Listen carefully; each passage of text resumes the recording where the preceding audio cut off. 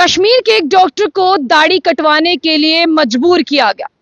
और उन्होंने ये कह दिया कि आप अपनी मेडिकल सीट अपने पास ही रख लें, मैं दाढ़ी नहीं कटवाऊंगा। लेकिन उन्होंने बहुत ज्यादा यहां पर कहा कि मैं अपनी दाढ़ी को सर्जिकल मास्क से ढक लूंगा, जब आपको जरूरत पड़ेगी कि मेरी दाढ़ी नहीं दिखनी चाहिए मैं नहीं दिखाऊंगा, लेकिन मेरा हक बनता है क्योंकि मैं क्वालिफाइड हूं, मैं बहुत मेहनत करने के बाद मैं तमिलनाडु की सीट पर पहुंचा हूं। लेकिन फिर भी तमिलनाडु के अस्पताल ने जो है उन्हें फोर्स किया कि वो अपनी सीट छोड़ दें, लेकिन उन्हें जो है वो सीट नहीं दी गई एट द एंड। आप जानते हैं कि कॉन्स्टिट्यूशन जो हमारा है आर्टिकल 25 उन्हें पूरी तरह से रिलीजियस फ्रीडम देता है कि आपके रिलीजन में जो कहा है आप वो कर सकते हैं। हालांकि अगर मैं पूरे तौर पर बात करूं, आपने देखा होगा कि बहुत ज्यादा डॉक्टर्स होंगे जो मुस्लिम है, यानी मुस्लिम कम्युनिटी से ताल्लुक है जिनका, उन्होंने दाढ़ी भी रखी होगी। आप जम्मू कश्मीर के मेडिकल हॉस्पिटल्स में देख लीजिए, आप ऐसे रैंडमली जाइए जो मेडिकल डिपार्टमेंट में काम करते हैं, उन्होंने दाढ़ी रखी है क्योंकि उनका रिलीजन उन्हें ये इजाजत देता है और रिलीजन प्रैक्टिस करने से कोई भी किसी को नहीं रोक सकता है।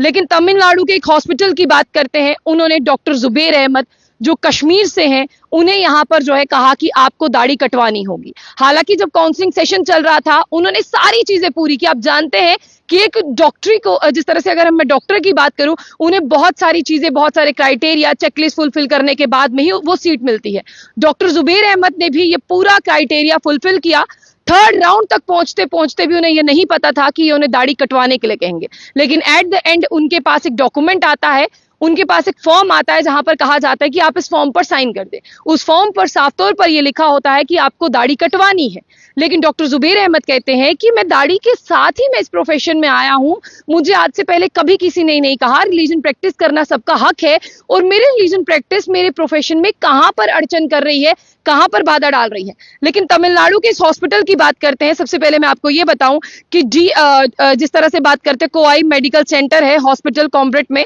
यहां पर उन्हें कहा गया कि उनका सिलेक्शन होता है और सेकंड काउंसलिंग के राउंड को भी वो पार करते हैं। National board of examination medical sciences की बात करते हैं, वो उन्हें कहते हैं कि थर्ड राउंड में जाने के लिए, यानी थर्ड राउंड तक पहुंचते हैं, थर्ड राउंड में जाने के लिए आपको दाढ़ी कटवानी है। डॉक्टर जुबैर अहमद कहते हैं कि मैं इसी पेशे से हूं, मुझे आज तक किसी ने नहीं कहा, तो आप मुझे क्यों कह रहे हो। उन्होंने कहा कि अगर मेरी दाढ़ी मेरे इस प्रोफेशन में अड़चन डाल रही है, प्रॉब्लम कर रही है, तो मैं सर्जिकल मास्क पहन लेता हूं, जब भी मैं किसी के सामने आऊंगा मैं सर्जिकल मास्क पहनूंगा, आपको मेरी दाढ़ी जो है वो परेशान नहीं करेगी। लेकिन एट द एंड तमिलनाडु के हॉस्पिटल की बात करते हैं, उन्होंने सीट भी जो है वो दी थी, लेकिन बाद में उन्हें कहा कि अगर आप दाढ़ी नहीं कटवाओगे तो आपको जो है यहाँ पर बैठने नहीं दिया जाएगा। इसी में मैं आपको बताऊं कि जम्मू कश्मीर स्टूडेंट एसोसिएशन की बात करते हैं, जो आगे भी आवाज उठाता रहता है, और जम्मू कश्मीर स्टूडेंट एसोसिएशन की बात करते हैं, उन्होंने तमिलनाडु के चीफ मिनिस्टर थिरू एम के स्टालिन से ये कहा है